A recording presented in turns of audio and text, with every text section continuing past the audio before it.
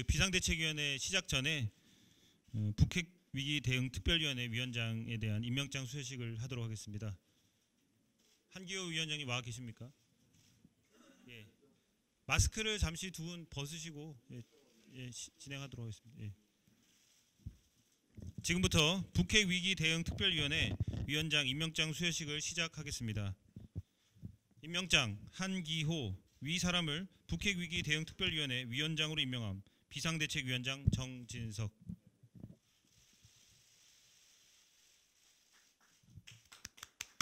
예, 박수 부탁드리겠습니다. 예. 네.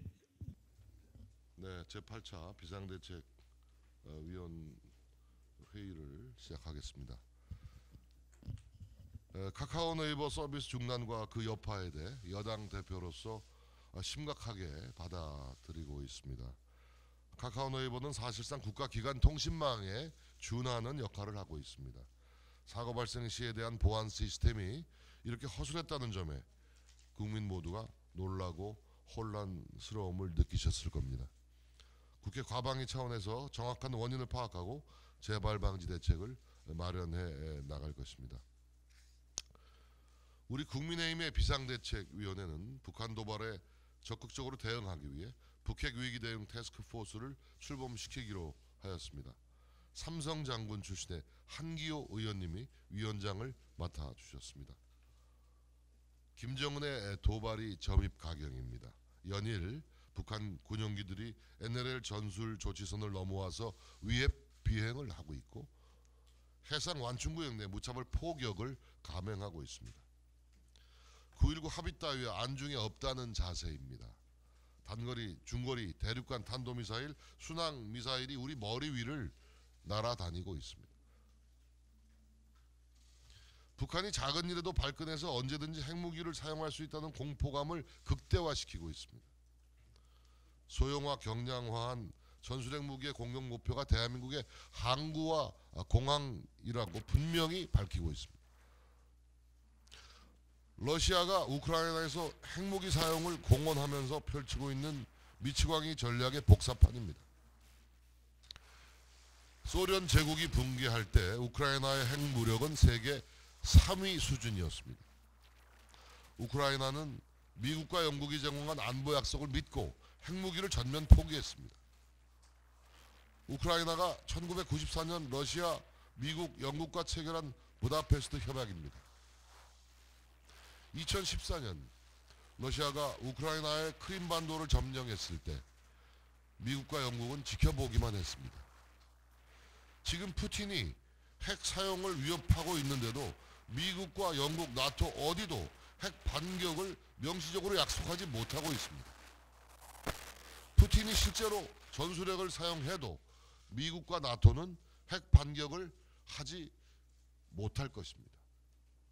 김정은이 만에 하나 한반도에서 전술핵을 사용했을 때 괌과 오키나와에 대한 북한의 핵 공격을 무릅쓰고 과연 미국이 핵무기로 북한에 반격할 수 있겠습니까?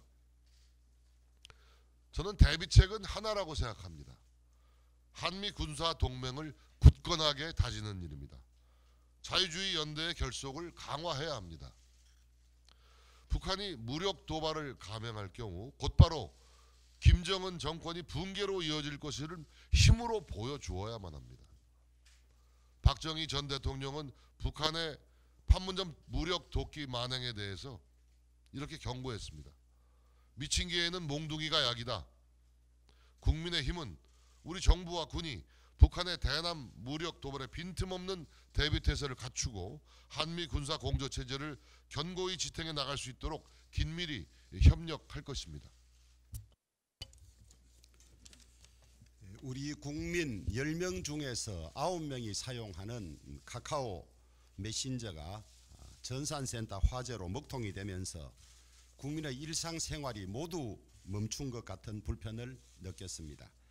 이번 사태는 지난 2018년 KT 화재 사건 이후 벌써 두 번째로 IT 강국을 자부하기가 부끄러울 정도의 취약성이 그대로 드러난 심각한 사태입니다. 그동안 카카오는 메신저를 중심으로 교통, 쇼핑, 금융 등 계열사 수가 올 8월 기준으로 무려 134개 이를 만큼 문어발식으로 사업 영역을 확장하고 있지만은 개선책은 전혀 마련되지 않은 채 있고 아직까지 자체 데이터 센터를 운영하지 않고 있으며 메인 시스템을 사실상 한 곳에 몰아넣는 등 관리 조치에는 턱없이 부족한 상황입니다.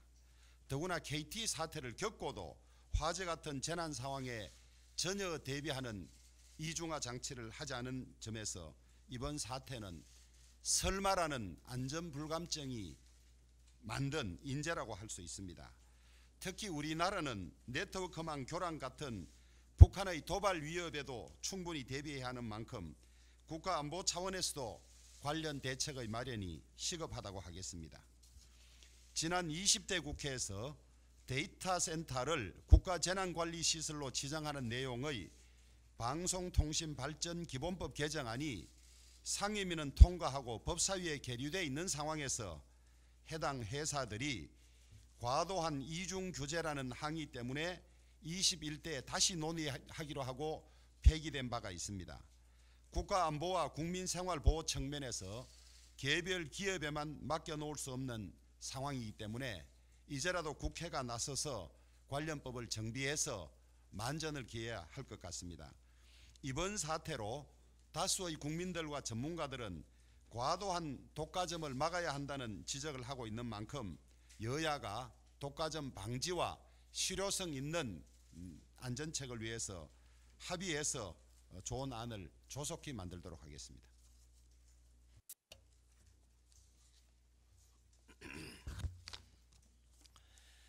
판교 데이터 센터 화재로 인해 카카오 서비스가 중단되면서 많은 국민들이 불편과 피해를 겪으셨습니다. 이용자 수가 4,700명에 달하는 카카오톡은 국민 대다수가 사용하는 국민 메신저입니다.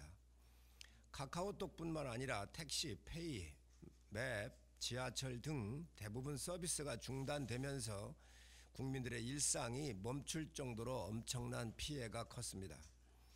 사기업에서 운영하는 서비스지만 사실상 공공재적 성격으로 그만큼 책임이 뒤따라야 했습니다. 해당 기업과 정부는 더욱 철저히 관리하고 위험에 대응을 했어야 합니다.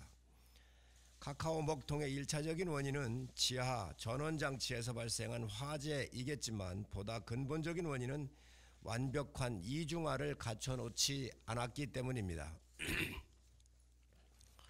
먼저 정확한 원인 파악이 최우선으로 이루어져야 할 것입니다. 그리고 향후에 동일한 사태를 미연에 방지하기 위해서 서버 이중화를 의무화해야 합니다.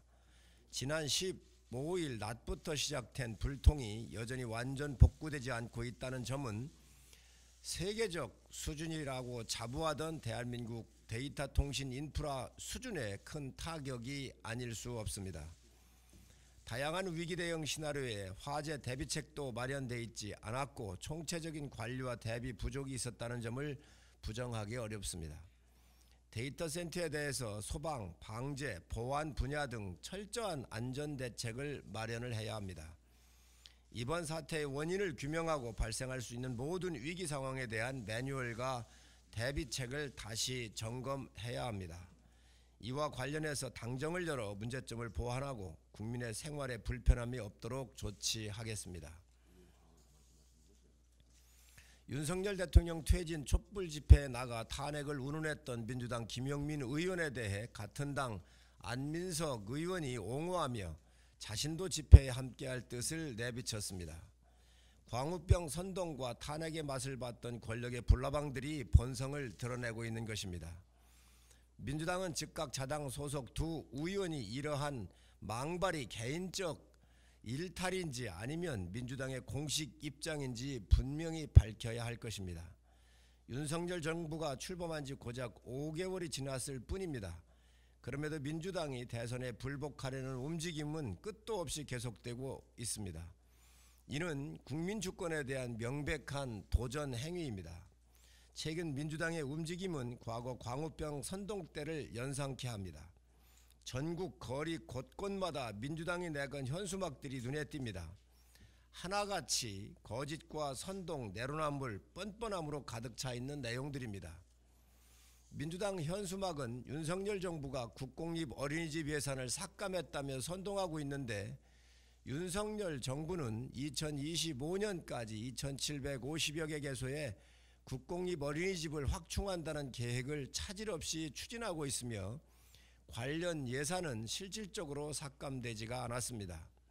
입지가 좋아 이용자 만족도가 높은 공공주택 내 리모델링을 통해 국공립 어린이집을 2022년 390개소에서 2023년 435개소로 오히려 45개가 증가했습니다. 민주당이 선동할 때 우리 당은 유보 통합과 지방교육재정교부금 개편으로 우리 아이들이 차별받지 않고 교육받을 수 있도록 일을 하겠습니다. 민주당은 양곡관리법과 관련해서도 현수막 선동질을 이어가고 있습니다. 민주당이 묻습니다. 농민을 그렇게 위한다면 민주당이 발의했던 양곡관리법을 문재인 정권에서 왜 처리를 안 한 것입니까? 다른 품목은 또 어떻게 할 겁니까? 무, 배추, 마늘, 생강 등 이잉여 농산물 모두 다 국가가 의무 격리할 겁니까? 잉여된 농산물과 축산물은 다 어찌할 겁니까? 이것도 국가가 다 할 겁니까? 민주당이 선동할 때 우리 당은 논 타작물 재배 지원 사업 등을 통해 쌀 과잉 생산이라는 근본적 문제를 해결하기 위해 일을 하겠습니다. 민주당은 북핵위협과 관련해서도 친일몰이를 선동만 생각하고 있습니다. 북한의 핵무장을 도운 것은 민주당 정권입니다. 북한의 핵무장을 도운 것은 김대중 전 대통령은 북한은 핵을 개발할 의지도 능력도 없다고 말을 했었습니다. 문재인 전 대통령은 김정은은 비핵화에 대한 의지가 있다고 말하는 등 북한 핵 정책 실패를 해 오늘의 위기를 불러와 놓고도 민주당은 친일몰이에만 열중하고 있습니다. 민주당이 선동할 때 우리 당은 실질적으로 북한의 핵 위협에 대비하기 위한 한미일 강화와 한미일 안보협력 강화 등 일을 하겠습니다. 민주당이 선동에 국민이 속을 국민은 이제 많지 않습니다. 민주당이 선동하고 신성한 국민 주권을 모독하며 대선을 부정해도 국민의힘은 집권 여당으로 일을 하겠습니다. 민생을 챙기고 미래를 준비하는 일을 하겠습니다. 북핵 위기 대응 특별위원회 위원장으로 임명받은 한기호 의원입니다. 북한의 핵 공갈에서 이제는 핵의 위협이 실제로 가시화되었습니다. 그리고 북한은 이 가시화된 무기 체계를 가지고 대한민국을 겁박하고 있습니다. 이제 당에서 한 목소리를 내고 의견을 수렴해서 국민들을 보호하기 위한 조치를 해나갈 것입니다. 먼저 우리 위원회는 당정 협조의 핵심을 두겠습니다. 정부가 설사 빠뜨린 것이 있더라도 다 챙겨서 갈 수 있도록 하겠습니다. 제도적으로 무엇이 문제가 있는지 찾아서 제도 보완을 건의할 수 있도록 하겠습니다. 또 정부 조직에서도 북핵에 대응해서 필요한 조직이 있다면 건의해서 조직을 보강할 수 있도록 하겠습니다. 또 예산 부분에 있어서도 무기 체계에 대해서 혹시나 우리가 소홀히 한 점이 있다면 이런 부분도 이번 예산 국회 안에서 챙겨서 넣겠습니다. 이와 같이 구체적으로 우리 정부가 해야 할 일을 챙겨가는 데 중점을 두면서 업무를 해나가겠습니다. 무거운 책임감을 가지고 성실하게 임무를 수행하겠습니다. 이상입니다. 예, 아태평화교류협회를 둘러싸고 국민들께서 납득하기 어려운 의혹이 끊이질 않고 있습니다.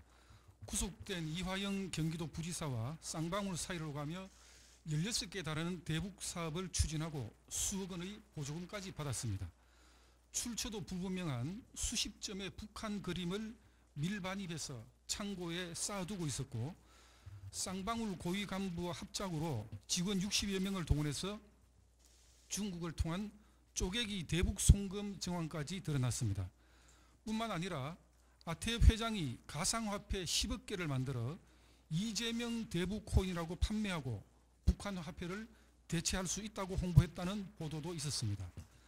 나아가 아태협 간부 및 회원 50여 명은 이재명 대표의 대선 당선을 위해 지방 사조직을 만들어 사전 선거운동까지 펼쳤습니다. 북한, 쌍방울, 이재명 대표가 공동 키워드인 이 단체의 정체가 무엇인지, 무슨 목적으로 활동했는지 이를 통해 수혜를 본 사람들은 누구인지 전모가 밝혀져야 합니다. 평화를 포장지 삼아 혈세로 연명하는 대북파리 ATM을 이번 기회에 반드시 척결해야 합니다. 마약이 최근 빠른 속도로 우리 국민의 삶으로 침투하고 있습니다. 지난 5년간 국내 마약의 밀수 단속량이 18.4배나 증가했습니다. 식약처가 전국 27개 하수처리장을 검사해보니 모든 곳에서 필로폰 성분이 검출되었습니다. 윤석열 정부는 문제의 심각성을 인지하고 범정부 차원의 대대적인 마약과의 전쟁을 준비하고 있습니다. 마약은 단속도 중요하지만 사전에 막는 억제 정책도 중요합니다. 최근 10대, 20대 마약 사범의 증가도 예방 정책이 제대로 작동하지 않기 때문에 신종 마약에 대해 재밌게 놀 때 쓰는 것 정도로 인식하고 있습니다. 재활치료는 더욱 열악합니다. 국내 마약류 사범의 재범률은 매년 40%에 달하고 지난해 전체 마약 사범 1만 6천여 명 중에 약물 중독 재활센터에서 치료받은 수용자가 18명에 불과합니다. 강력한 처벌과 더불어 마약 피해자가 정상적인 삶으로 돌아올 수 있는 방안을 같은 무게로 다루며 정책화해야 될 것 같습니다. 감사합니다. 감사원은 10월 13일 서해 공무원 피살 사건 관련 점검 수사 요청에 따른 보도자료를 배포하면서 직무유기, 감사원법 위반 등의 혐의가 있는 총 20명에 대해서 검찰에 수사를 요청했습니다. 이 과정에서 감사원은 문재인 전 대통령에 대해 서면 조사 요구를 하였지만 문 전 대통령은 대단히 무리한 짓이라며 조사를 거부했습니다. 과거 문재인 전 대통령은 페이스북에 박근혜 대통령이 검찰을 부정하면서 검찰 조사를 거부했네요. 검찰의 진실 규명에 협조하겠다는 것이 아니라 철저하게 피의자로서 방어권을 챙기겠다는 거죠. 그렇다면 검찰도 대통령이라고 예우할 것이 아니라 그냥 피의자로 다루면 됩니다. 즉각적인 강제 수사를 촉구합니다. 라고 한 바가 있습니다. 문 전 대통령은 본인이 과거에 남긴 이 말을 스스로 다시 되새겨봐야 할 것입니다. 더 이상 국민에 대한 무례를 범하지 말고 감사원의 조사에 성실히 임해주시길 촉구합니다. 이 사건에 대해 국민들은 많은 의혹을 제기하면서 묻고 있습니다. 문재인 전 대통령은 우리 국민이 북측 해역에서 발견됐다는 보고를 받고 어떠한 조치를 취했는지, 긴급 관계장관 회의에는 왜 불참했는지, 해당 공무원이 희생당한 이후 무려 9시간 50분이 지난 후 대면 보고를 받고 어떤 지시를 했는지, 문재인 전 대통령이 어떤 지시를 했기에 정부가 서해 공무원 이대준 씨를 월북으로 몰아갔는지, 그리고 대통령의 아무런 지시가 없었음에도 불구하고 국방부가 해당 문건을 삭제했는지 이에 대한 답을 해야 될 것입니다. 해수부 공무원 피격 사건뿐만 아니라 월성원전 경제성 조작 사건, 북한 어민 강제북송 사건, 겸용문건 관련 의혹, 울산시장 선거 개입 사건 등에서도 문 전 대통령의 이름이 수차례 거론되고 있습니다.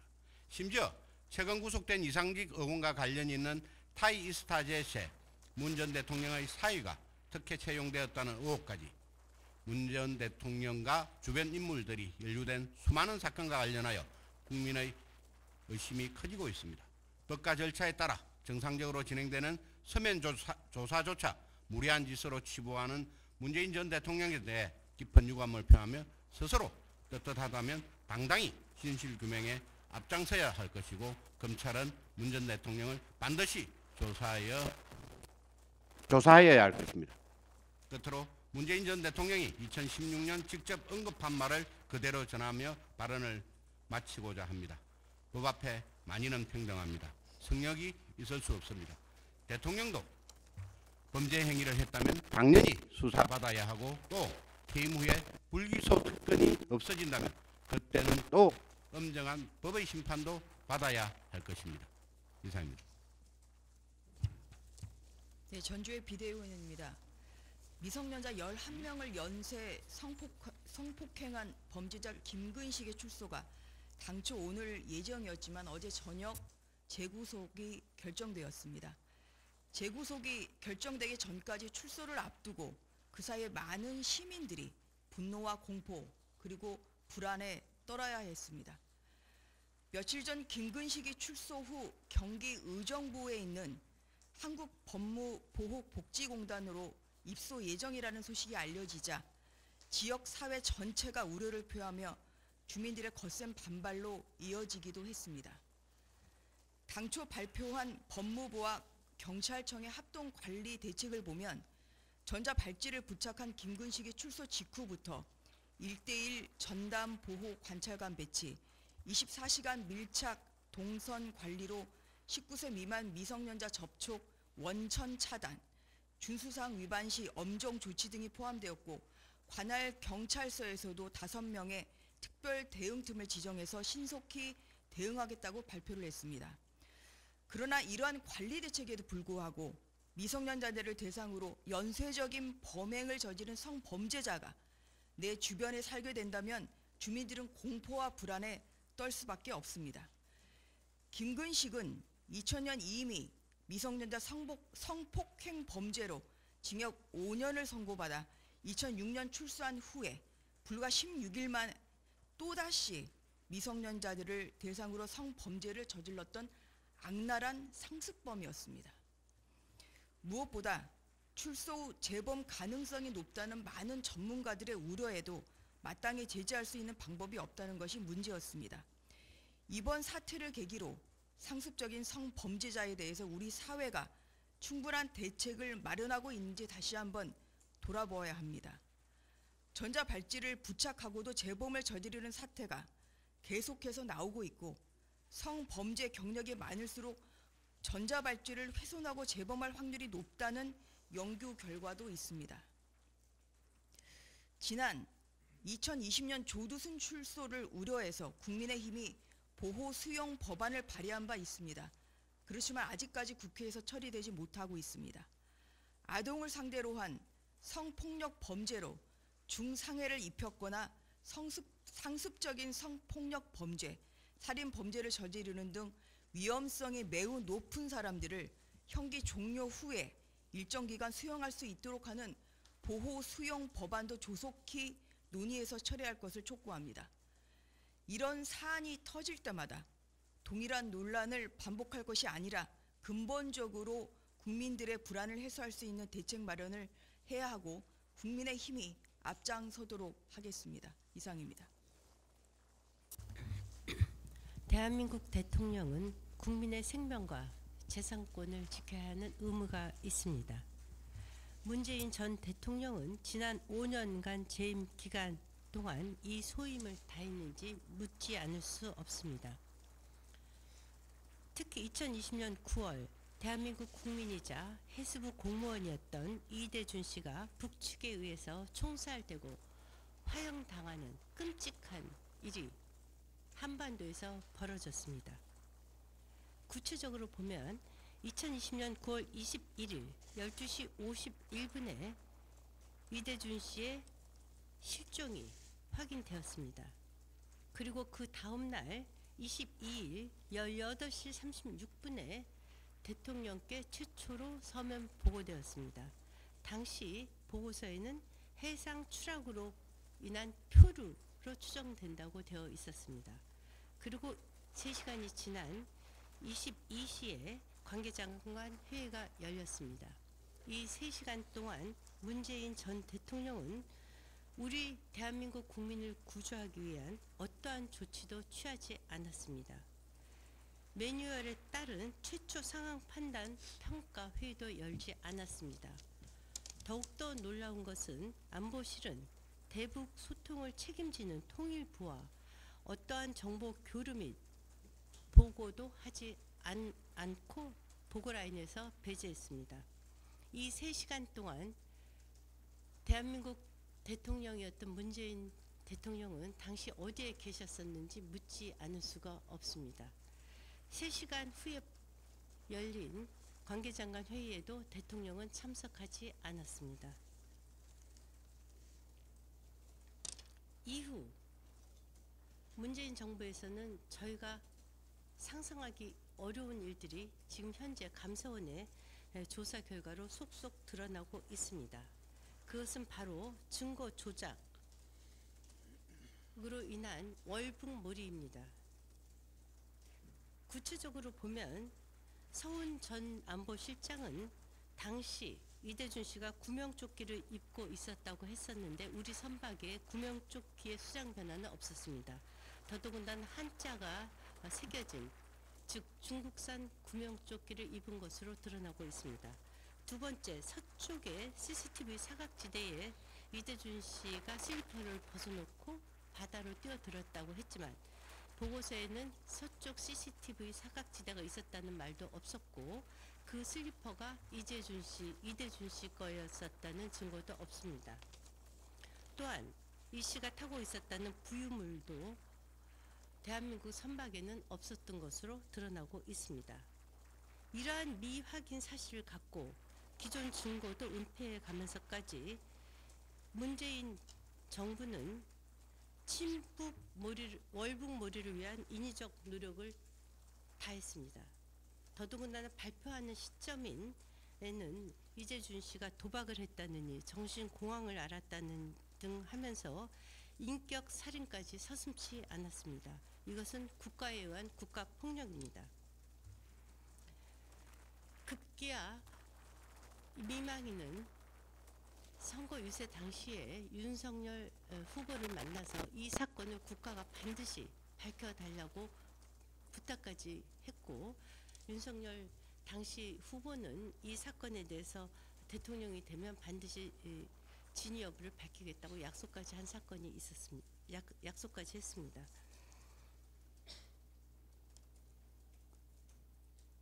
(2022년) 감사원의 결과로 6월 16일 결국 14시에 감사원은 그가대 감사 결과 해경 및 국방부에서 자진 월북을 입증할 수 없다라는 놀라운 사실을 밝혔습니다. 그리고 관계 주무장관 20여 명을 검찰에 수사 의뢰했습니다.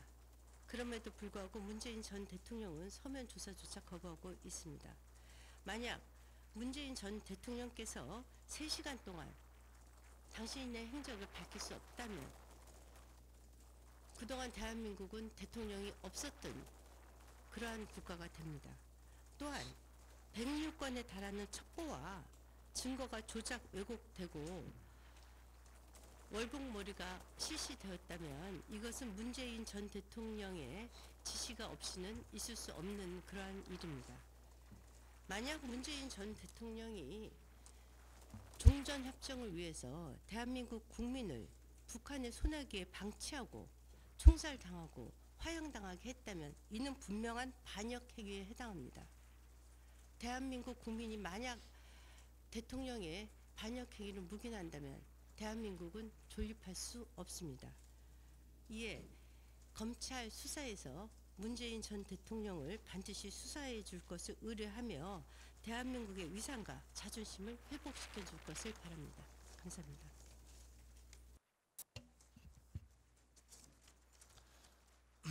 안녕하십니까. 비대위원 김종혁입니다. 대한민국은 언제부턴가 죄를 지은 자들이 오히려 목소리를 높이고 눈을 부라리는 나라가 되어버렸습니다. 지난 수십 년간 온갖 미사역으로 북한의 핵 개발을 미화하던 사람들이 이제는 오히려 그럼 핵을 가진 나라와 전쟁을 할 것이냐고 겁박합니다. 북한의 핵과 미사일에 맞서 한미일이 벌인 해상훈련을 극도의 친일이라는 둥, 친일 국방이라는 둥, 교활한 친일몰이로 본질을 호도합니다. 이번 국정감사에서는 해수부 공무원 이대준 씨 피살 사건처럼 지난 5년간 문재인 정권이 안간힘을 쓰며 가리고 덮으려 했던 진실의 조각들이 드러나기도 했습니다. 그때마다 민주당은 고함을 치고 우격다짐을 해가며 국민들 앞에 진실이 폭로되는 것을 결사적으로 막았습니다. 하지만 모든 사람을 영원히 속일 수는 없는 법입니다. 지난 수십 년간 이어져 온 거짓말, 지난 5년간 문재인 정권에 의해 자행된 왜곡과 날조, 그리고 민주당 이재명 대표를 둘러싼 산더미 같은 의혹들은 결국에는 모두 진실이 드러나고 말 것입니다. 이제 국정감사 기간이 얼마 남지 않았습니다. 교묘한 말 돌리기와 협박을 섞어가며 진실을 호도하고 적반하장을 일삼는 민주당에 맞서 국민의힘 의원들께서는 끝까지 이들의 권력형 비리와 기만을 폭로하는 데 최선을 다해 주시길 당부합니다. 이상입니다. 지난 주말 카카오 대란으로 초연결 사회에서 디지털 재난이 얼마나 전쟁 같은 혼란을 초래하는지 여실히 알 수 있게 되었습니다.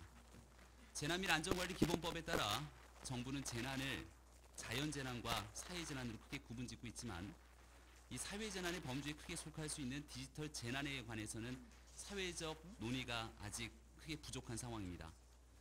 이번 사태를 계기로 어떤 재난보다 국민에게 미치는 피해가 큰 디지털 재난에 대해 면밀히 검토하여 법적 미비사항을 보완하고 사전에 디지털 재난을 예방하고 대비할 수 있는 시스템 구축이 필요할 것입니다. 지난 KT 아현지사 화재 사고로 대규모 통신장애 발생 시 우리 사회 시스템이 마비될 정도로 심각한 상황임을 기확인한 바 있었지만 이 같은 재난에 대한 분명한 매뉴얼 수립이 부재할 경우 이번 카카오 대란처럼 디지털 재난 발생 시 그 피해는 고스란히 사용자인 국민 몫으로 전가될 수밖에 없을 것입니다. 나날이 복잡해지는 초연결 사회에서 디지털 재난에 대비하기 위한 범정부 차원의 대응책 마련을 다시 한번 촉구합니다. 이번 주말을 겪으면서 오늘 월요일, 오늘이 두렵다며 검은 월요일을 언급하는 국민들의 목소리가 적지 않았습니다. 장기간 주가 하락으로 이미 마음이 타들어갈 대로 타들어간 개인 투자자들이 얘기일 것입니다. 주말 카카오 사태 등 대형 악재가 엎친 데 덮친 격으로 다가왔을 것이고 오늘 아침 9시 증시가 시작되면서 그런 우려는 현실이 되고 있습니다. 증시 불안이 극대화되고 있기 때문에 그간 개인 투자자 중심으로 목소리를 높여온 공매도 금지에 관한 분명한 입장을 조속히 정리해야 할 때가 되었다고 생각합니다. 얼마 전 이복현 금감원장은 공매도 금지와 이른 국회 질의에 대해서 최근처럼 시장 상황이 급변하고 시장 참여자들의 심리 불안이 극대화되어 있는 상태에서는 금융당국 입장에서 어떠한 시장 안정 조치도 취할 수 있다 이렇게 말한 적이 있습니다. 현재의 시장 상황은 심리 불안을 넘어 이른바 멘탈 붕괴에 이른 상태임을 고려한다면 정부의 책임 있는 조치에 관한 시급성에 대해서 두말할 나위 없을 것입니다. 이 원장이 언급한 바와 같이 불법 공매도 관련 불공정 거래 사건 조사 결과에 대해서도 조속히 발표하고 불공정 거래 행위 엄단에 대한 정부의 의지를 보임과 동시에 주식시장 안정에 관한 공매도 금지 등 가용한 조치에 대해 정부가 두루 살펴볼 것을 다시 한번 당부드립니다.